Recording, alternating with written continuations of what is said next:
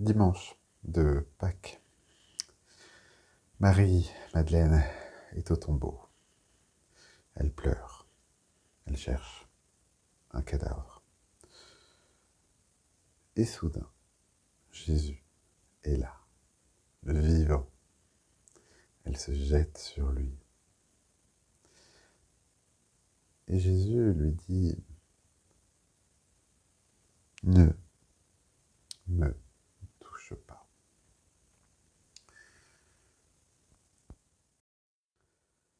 Et puis, quelques jours plus tard, même évangile, même chapitre, Thomas, lui, doute. Et Jésus lui dit, avance ton doigt ici, mets ta main dans mon côté.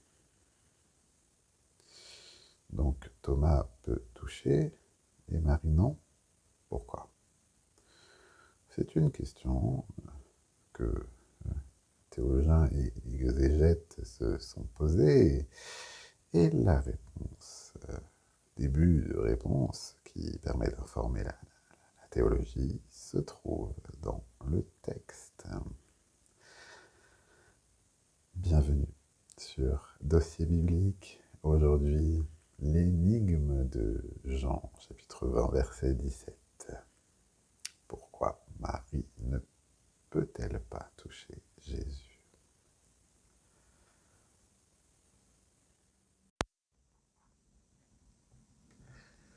Alors, commençons par lire le texte. Jean, chapitre 20, versets 11 à 18, dans la version de la Nouvelle Bible Second. Cependant, Marie se tenait dehors, près du tombeau, et elle pleurait. Tout en pleurant, elle se baissa pour regarder dans le tombeau. Elle voit alors 2 anges vêtus de blanc, assis là où gisait précédemment le corps de Jésus, l'un à la tête et l'autre aux pieds. Ils lui dirent, « Femme, pourquoi pleures-tu » Elle leur répondit, « Parce qu'on a enlevé mon Seigneur, et je ne sais pas où on l'a mis. » Notons, elle voit 2 anges, et elle leur répond comme si de rien n'était.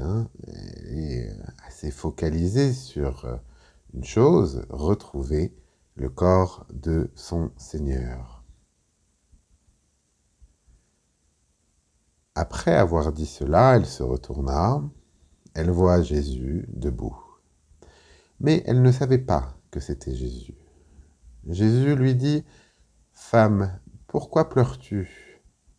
Qui cherches-tu » Pensant que c'était le jardinier, elle lui dit, « Seigneur, si c'est toi qui l'as emporté, dis-moi où tu l'as mis, et moi j'irai le prendre. » Jésus lui dit, « Marie !» Un mot, son prénom. Et tout bascule.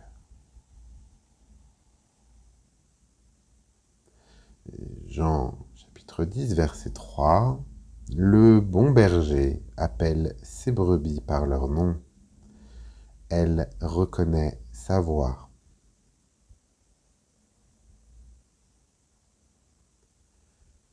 Elle se retourna et lui dit en hébreu « Rabouni », c'est-à-dire « Maître ».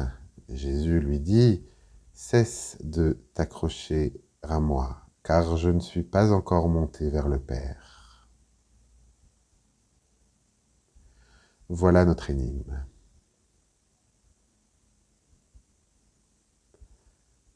Alors, première chose à faire, vérifier le texte original.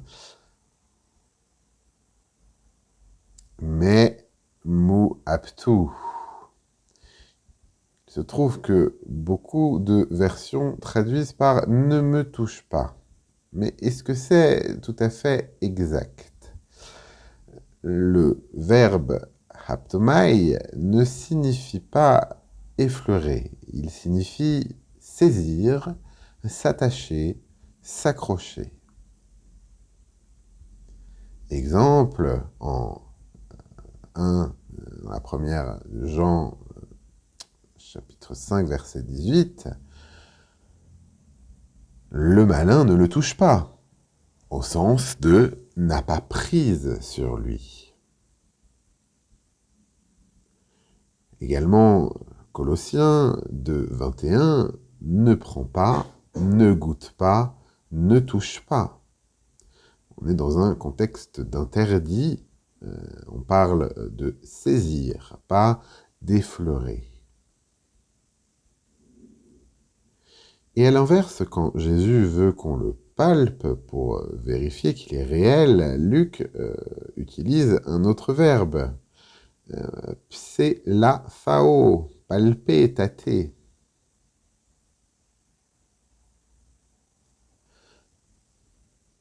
Deuxième point, la grammaire. En grec, l'impératif présent avec la négation mais exprime l'arrêt d'une action déjà en cours. Si Jésus avait voulu dire « ne commence pas à me toucher », il aurait utilisé un autre temps, l'aoriste. Et donc, la Nouvelle Bible seconde a, on peut dire, raison, enfin, il y a un certain sens dans cette traduction, cesse de t'accrocher à moi.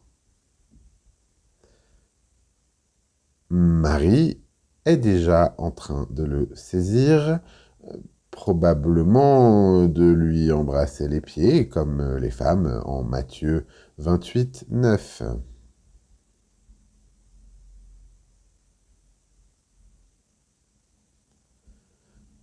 Alors, l'histoire de l'exégèse a proposé plusieurs explications, on les passe en revue rapidement.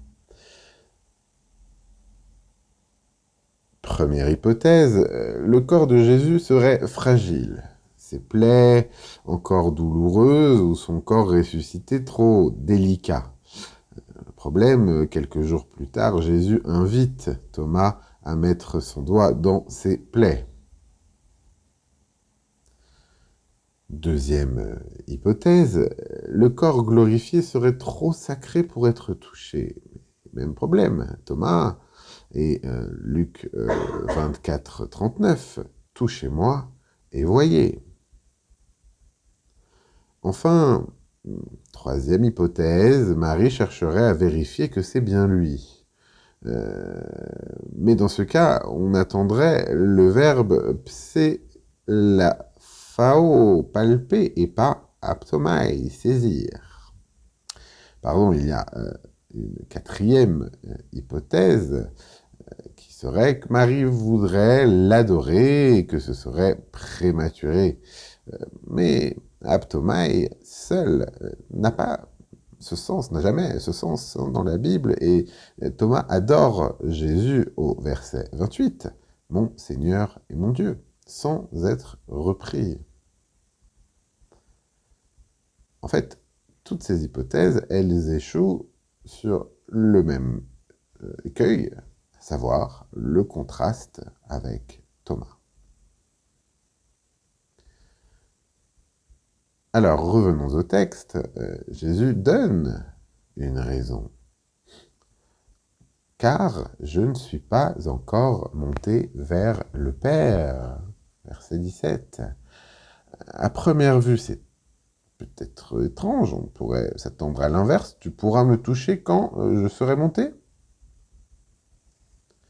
Non, le point est ailleurs. Marie veut retenir Jésus. Elle l'a perdu une fois déjà, ça se comprend. Elle l'a perdu à la croix. Et elle ne veut pas le perdre à nouveau. Elle s'accroche. Mais Jésus lui dit, ce n'est pas comme ça que tu vas me garder.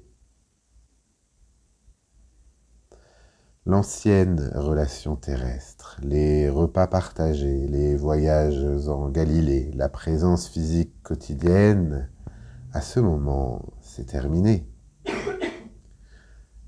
La nouvelle relation, la présence permanente par l'esprit, elle n'a pas encore commencé. C'est ce qu'on voit en Jean chapitre 16, verset 7. Il est avantageux pour vous que je m'en aille, car si je ne m'en vais pas, le Paraclet ne viendra pas vers vous.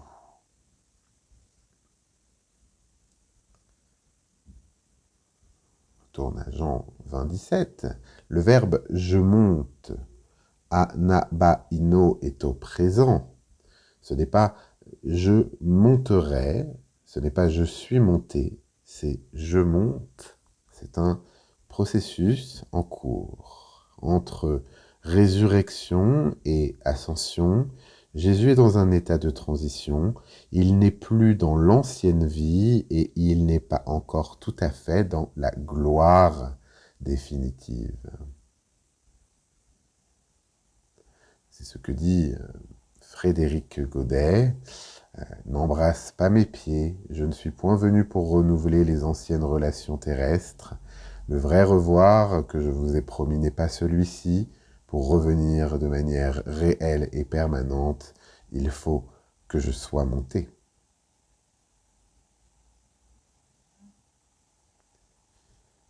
Et puis, il y a le contraste. Cesse de t'accrocher à moi, mais va vers mes frères. Ne reste pas là à jouir de ma présence, c'est-à-dire va témoigner. Et c'est en fait la première fois que Jésus appelle ses disciples mes frères. Il y a une nouvelle relation et même une nouvelle famille qui s'établit. Mon Père est votre Père, mon Dieu est votre Dieu. Il ne dit pas notre Père. La relation n'est pas identique, mais elle est réelle.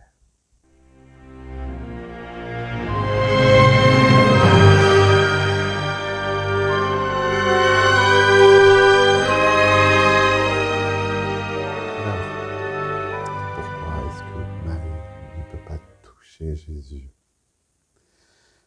Parce que elle cherche à garder Jésus physiquement présent, elle cherche à le retenir, mais ce n'est pas ce que Jésus est venu offrir. Ce qu'il est venu offrir, c'est la résurrection et non un retour à la vie d'avant. C'est l'inauguration d'une vie nouvelle. Thomas pourra toucher parce que pour lui, c'est une question de foi et de doute. Jésus lui offre une preuve. Marie, elle, ne doute pas. Elle s'accroche. Et Jésus lui dit, lâche prise, ce que tu vas recevoir est meilleur, infiniment bon. La présence du Christ ressuscité, on n'y accède pas en le retenant, on y accède en recevant son esprit. C'est ce que il avait promis.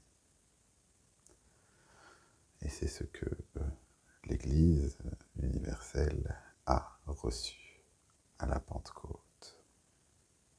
Alors, si cette enquête vous a été utile, intéressante, pensez à vous abonner et on se retrouve très vite pour un nouveau dossier.